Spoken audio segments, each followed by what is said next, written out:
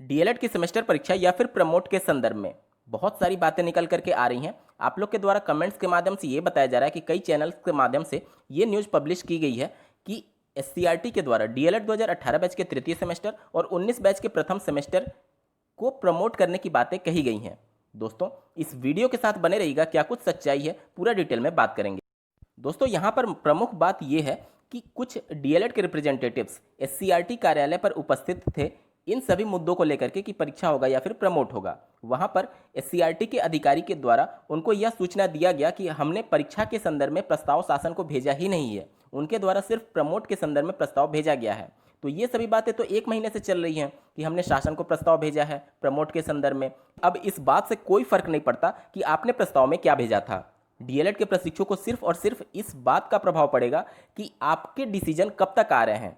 और परीक्षा का तो सवाल ही छोड़ दीजिए, अब सिर्फ और सिर्फ प्रमोट की बात होनी चाहिए। आपके द्वारा शासन को, पीएनपी को या फिर एससीईआरटी को जब भी ज्ञापन दिया जाएगा सिर्फ और सिर्फ प्रमोट की बात होगी, परीक्षा की बात कोई नहीं करेगा।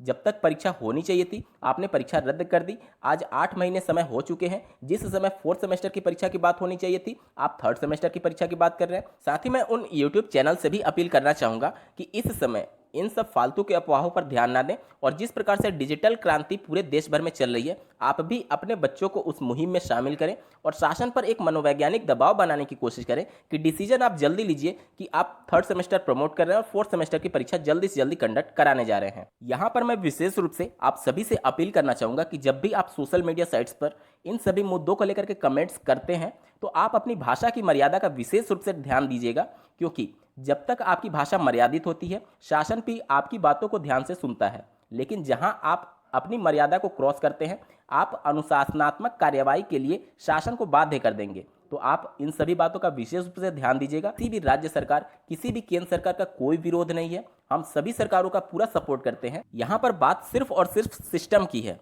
हमें किसी सरकार से नहीं लड़ना, हमें सिर्फ और सिर्फ सिस्टम से लड़ना है।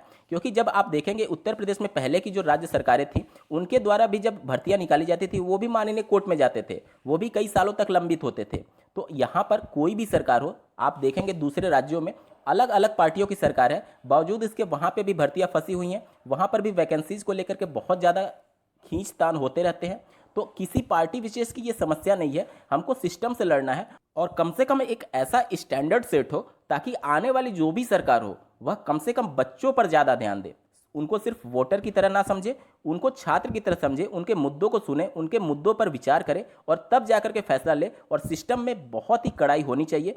आज भर्ती निकलती है, 5 साल बाद जाकर के उसका क्लियरेंस होता है, इन सभी बातों को खत्म होना चाहिए।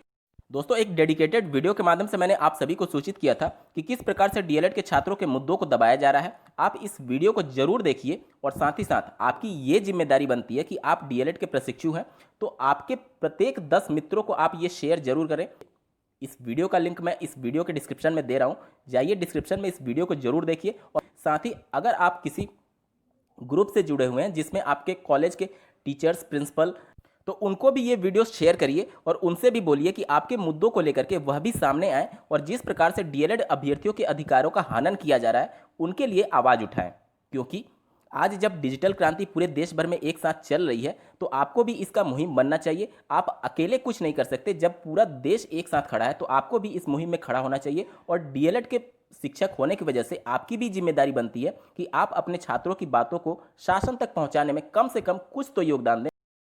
और हाँ, कोई भी कुछ भी बोले, हमने ये प्रस्ताव भेजा है, हमने ये प्रस्ताव में नहीं भेजा है, इससे कोई मतलब नहीं होना चाहिए। आपका सिर्फ और सिर्फ एक लक्ष्य होना चाहिए कि हमें प्रमोट चाहिए, हमें परीक्षा में सम्मिलित नहीं होना, सिर्फ और सिर्फ प्रमोट ही आपका एक मुद्दा होना चाहिए।